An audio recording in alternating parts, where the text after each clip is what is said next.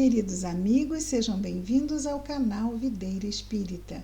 Meu nome é Cristina Brito e este é o programa Projeto 15 Minutos, o Evangelho segundo o Espiritismo. Aqui diariamente estudamos a terceira obra básica da doutrina espírita, codificada por Allan Kardec, o Evangelho segundo o Espiritismo. Estamos no capítulo 20, Os Trabalhadores da Última Hora, que é baseada na parábola dos trabalhadores da vinha, que vimos ontem. Vimos também ontem a primeira mensagem, a primeira instrução dos Espíritos, uma mensagem do Espírito Constantino, comentando sobre os últimos serão os primeiros, a parte final da parábola que Jesus conta. E hoje nós vamos ter uma mensagem do Espírito Henri Heine, recebida em Paris em 1863. E nessa mensagem, o Espírito Henri, ele faz um paralelo entre o tempo que é contado por Jesus na parábola, saiu no início do dia, sai a terceira hora, sai a sexta, sai a nona, sai a 11ª hora, numa jornada de 12 horas de trabalho. E ele vai nos fazer um paralelo do que seria isso, numa decodificação espiritual, ou seja, numa correlação. Não é realmente um relógio, não são as horas de um dia, mas, na verdade, isto quer dizer alguma coisa. Vejamos, então, esta interpretação dada pelo Espírito Henri Heine, recebida, como dissemos, em Paris, 1863. Ele nos diz, no item 3, que continua tratando de os últimos serão os primeiros. Jesus, nos diz o Espírito, gostava da simplicidade dos símbolos e, em sua vigorosa linguagem, os trabalhadores chegados à primeira hora são os profetas, Moisés e todos os iniciadores que marcaram as etapas do progresso. Então, esses são aqueles lá da primeira hora, a quem ele ofereceu uma moeda pela jornada de trabalho. Seguidos através dos séculos pelos apóstolos, os mártires, os pais da igreja, os sábios, os filósofos e, enfim, os espíritas. Então, todos aqueles trabalhadores que foram aliciados pelo Senhor e chamados para ir ao trabalho da vinha, começa lá na primeira hora, nós temos os profetas, depois terceira, sexta, nona, 11ª, nós temos os que se seguiram através dos séculos. Então, essa jornada de 12 horas, na verdade, são séculos na história da humanidade. Então, depois de Moisés, os profetas, temos os apóstolos, os mártires, que vieram realmente depois dos apóstolos, os pais da igreja, já aí dentro da igreja instituída do catolicismo, os sábios, os filósofos, e vão séculos passando. E, enfim, lá na 11ª hora, nós temos os espíritas. Estes, os últimos a virem, os espíritas, foram anunciados e preditos desde a aurora do Messias, porque ele vai nos falar do Consolador prometido.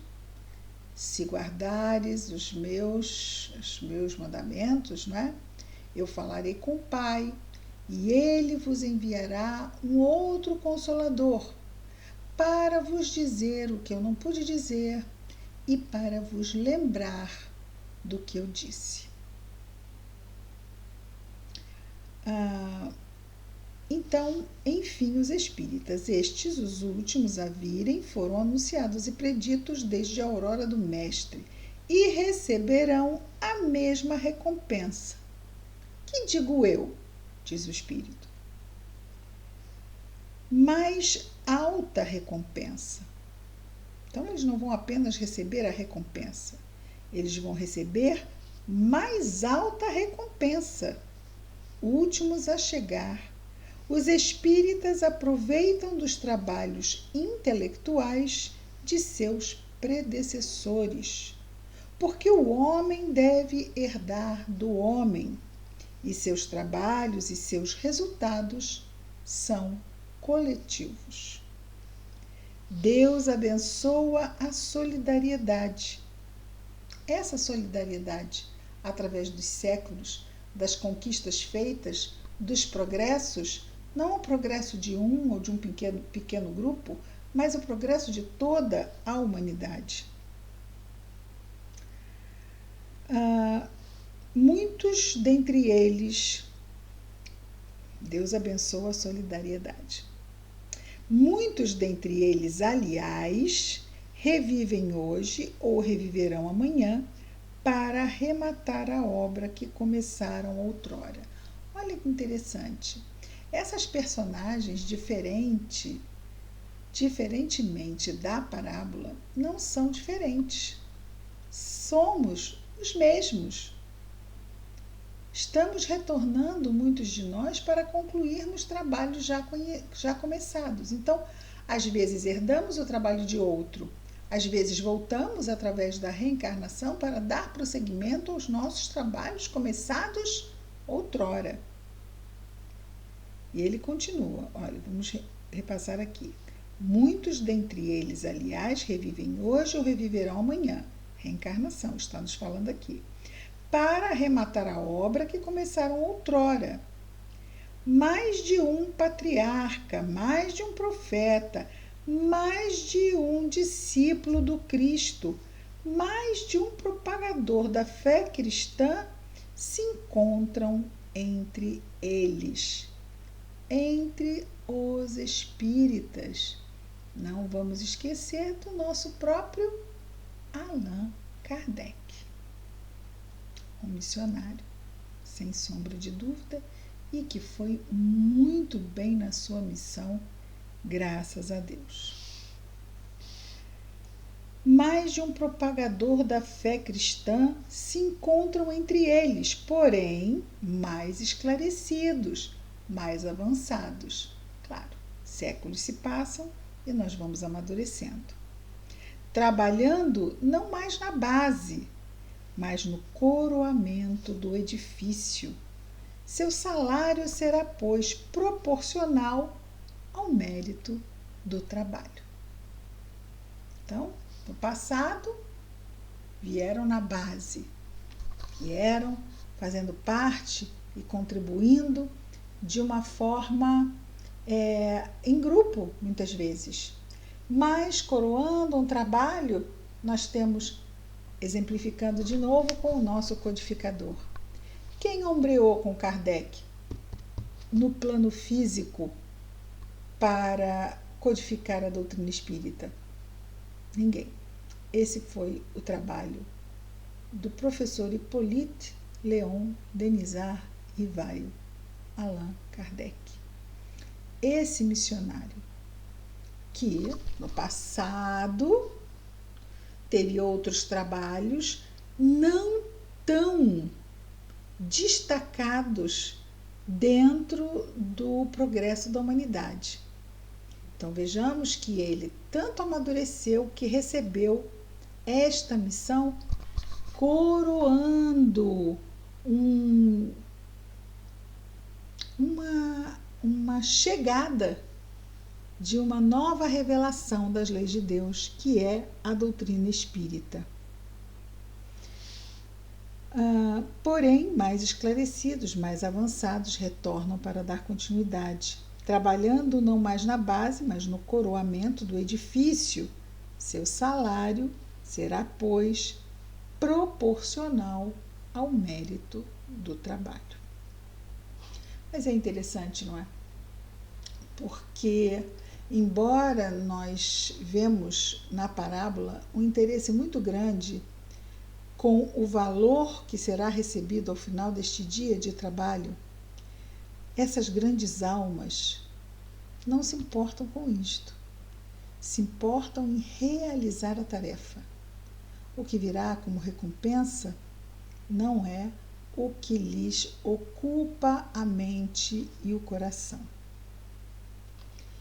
Nosso espírito aqui desta mensagem, Henri Heine, continua dizendo: a reencarnação, esse belo dogma, eterniza e precisa a filiação espiritual. Deixa eu tentar enxergar melhor. Se é isso mesmo. É isso mesmo. Letrinha pequenininha. A reencarnação, esse belo dogma. Ué, mas a doutrina espírita tem dogmas? Não há problema com dogmas. Dogmas são verdades.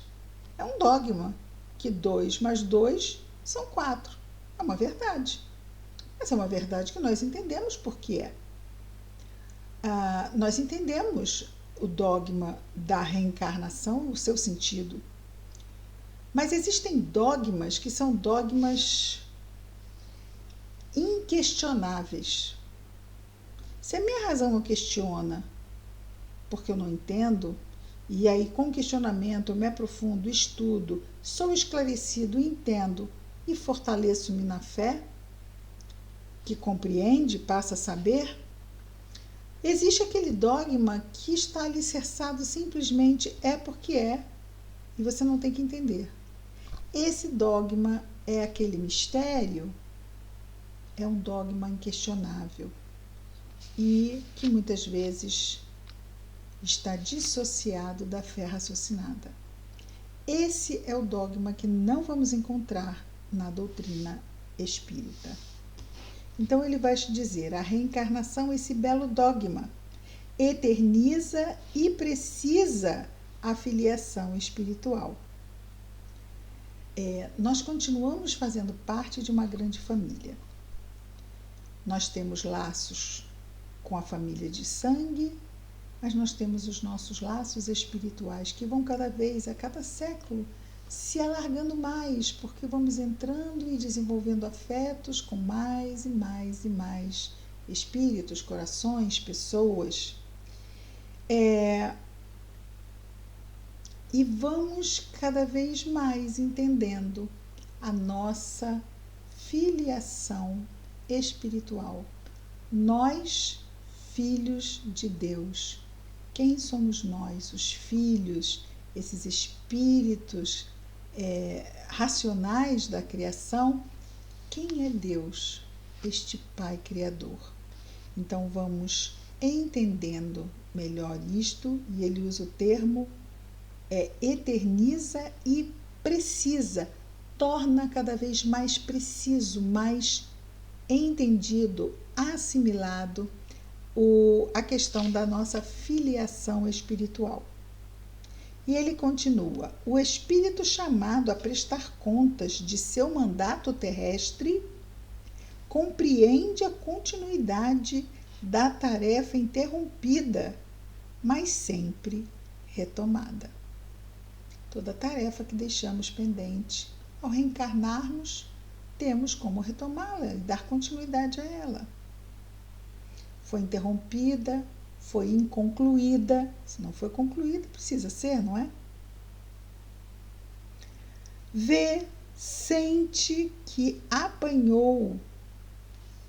Vê, sente que apanhou no voo o pensamento dos seus antepassados, reentra na liça, ou seja, no trabalho, amadurecido pela experiência, para avançar ainda. E todos, trabalhadores da primeira e da última hora, olhos voltados para a profunda justiça de Deus, não murmuram mais e adoram. Então, essa visão que Jesus traz na parábola é uma visão de filhos ainda imaturos.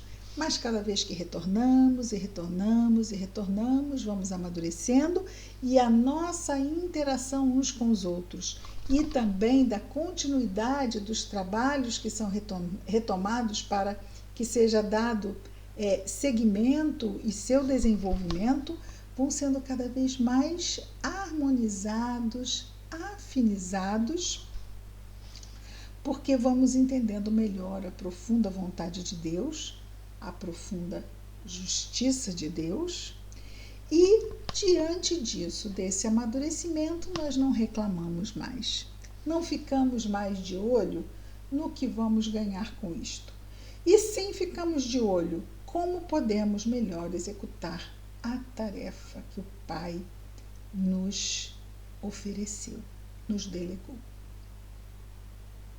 E o Espírito Henri Heine conclui dizendo assim: tal é um dos verdadeiros sentidos dessa parábola, que encerra, como todas as que Jesus dirigiu ao povo, o germe do futuro e também, sob todas as formas, sob todas as imagens, a revelação dessa magnífica unidade que harmoniza todas as coisas no universo, dessa solidariedade que religa todos os seres presentes ao passado e ao futuro. Ele está falando do belo dogma da reencarnação. Esta parábola encerra, como todas as que Jesus dirigiu ao povo, o germe do futuro, porque ele fala como seguirmos o caminho para a nossa ascensão, para o nosso progresso espiritual. E isso vai se dar na linha do tempo. E também, sob todas as formas, sob todas as imagens, a revelação dessa magnífica unidade que harmoniza todas as coisas do universo, dessa solidariedade que religa todos os seres presentes ao passado e ao futuro. Essa mensagem é de uma riqueza muito grande. Gostamos demais dela. Esse capítulo aqui, confesso aos amigos que é um dos meus preferidos. Estão falando para nós, né? Todos são, mas este, como espíritas, são tantos alertas e tantos ensinamentos que uma pérola definitivamente. Projeto 15 minutos, o Evangelho segundo o Espiritismo. Amanhã estaremos de volta com mais um programa. Que Jesus nos abençoe a todos. Muita paz.